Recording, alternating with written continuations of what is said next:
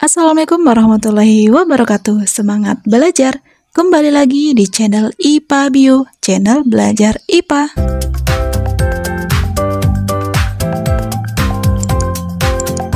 Kali ini kita akan belajar mengenai wujud zat dan perubahannya.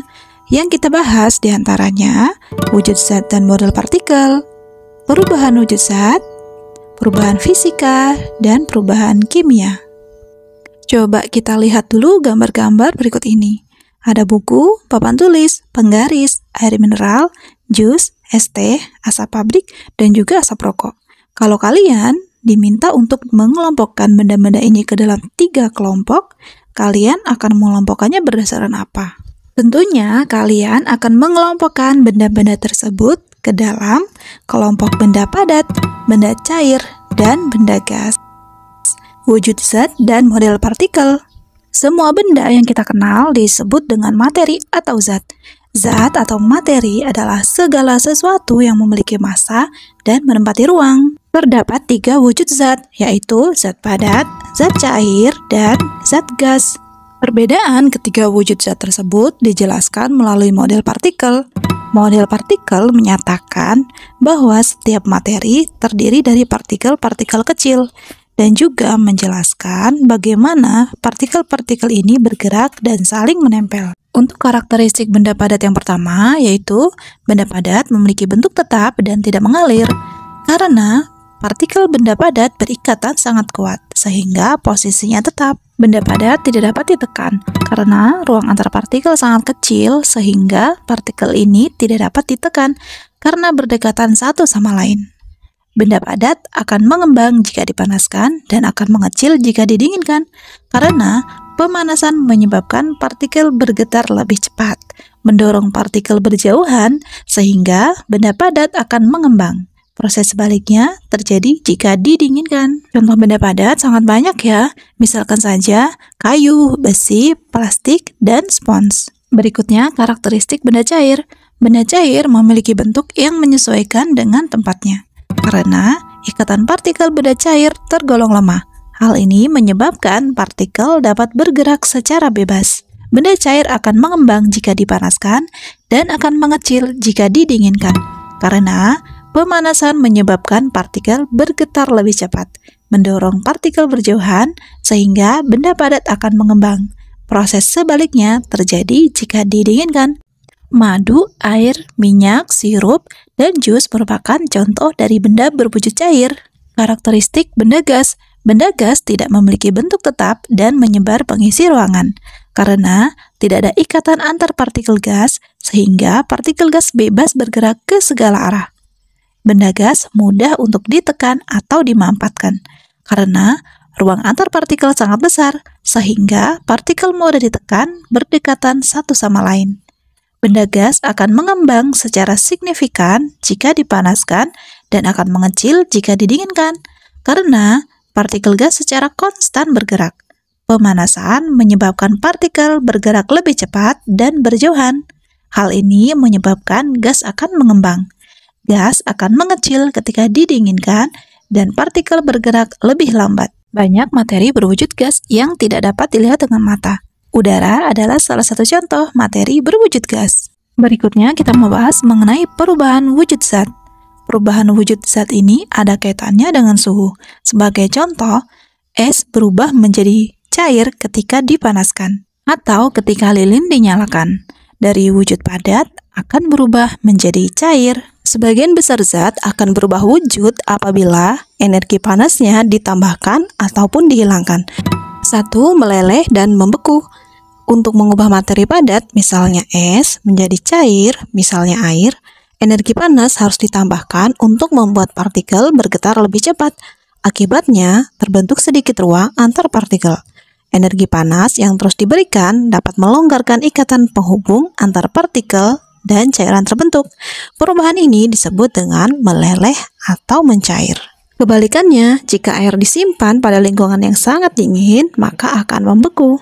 Proses membeku terjadi karena ketika suhu lingkungan turun, maka partikel-partikel air akan bergerak lebih lambat dan saling mendekat, sehingga terbentuk ikatan yang lebih kuat.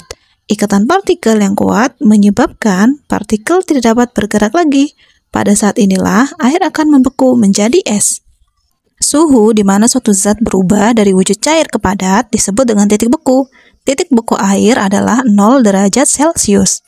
2. Menguap dan mengembun. Air ketika dipanaskan akan berubah menjadi gas. Cairan berubah menjadi gas ketika panas sepenuhnya memutuskan ikatan antar partikel. Ketika panas ditambahkan ke cairan, gelembung kecil gas segera mulai terbentuk di dalam cairan. Jika panas yang ditambahkan cukup, gelembung gas ini menjadi cukup besar untuk mengapung ke permukaan dan terjadi pendidihan. Ketika cairan mendidih, gelembung melepaskan gas ke udara. Proses ini dikenal sebagai menguap. Suhu di mana materi berwujud cair berubah menjadi gas disebut dengan titik didih. Titik didih air adalah 100 derajat Celcius. Kebalikan dari menguap adalah mengembun atau kondensasi. Mengembun adalah proses perubahan wujud zat dari gas ke cair.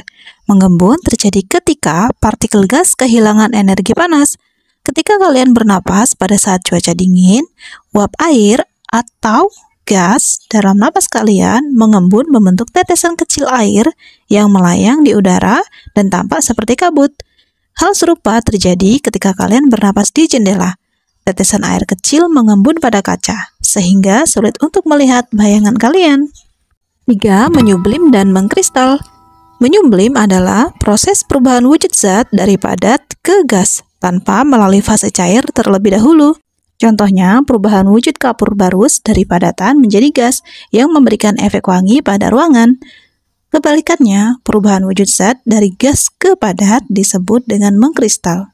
Peristiwa mengkristal terjadi karena adanya penurunan suhu atau pelepasan panas yang dialami suatu benda. Contoh, berubahnya uap menjadi salju atau lubang knalpot yang menjadi kotor atau hitam karena gas CO2 yang berubah menjadi padat. Selanjutnya membahas mengenai perubahan fisika dan perubahan kimia. Perhatikan dulu dua percobaan berikut ini. Yang pertama, memotong kertas menjadi bagian-bagian yang lebih kecil. Kedua, membakar kertas. Nah, dari kedua percobaan ini, percobaannya A adalah perubahan fisika, sedangkan yang B adalah perubahan kimia. Apa sih perbedaannya? Kenapa yang A disebut perubahan fisika dan B disebut perubahan kimia? Nah, perbedaannya di sini. Perubahan fisika adalah perubahan zat yang tidak menghasilkan zat baru dan dapat kembali ke bentuk semula.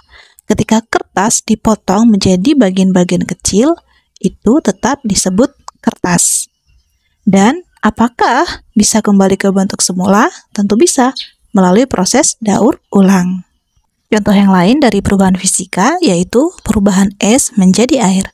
Es ketika dipanaskan akan berubah menjadi air. Air yang telah berubah wujud menjadi air dapat berubah kembali menjadi es.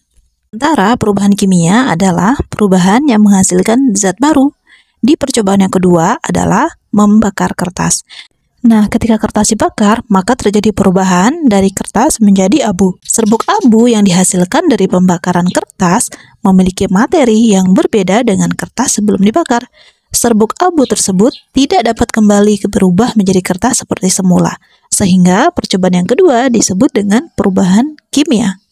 Intinya dari perubahan kimia adalah setiap kalian menemukan perbedaan materi sebelum dan sesudah perubahan, maka termasuk ke dalam perubahan kimia. Karena perubahan kimia ini di dalamnya terjadi reaksi kimia. Reaksi kimia itu maksudnya seperti apa? Nah, reaksi kimia adalah suatu proses di mana satu zat atau lebih diubah menjadi zat lain yang berbeda dan menghasilkan produk yang baru. Karena banyak sekali reaksi kimia di sekitar kita, maka para ilmuwan menyederhanakannya dalam bentuk persamaan kimia.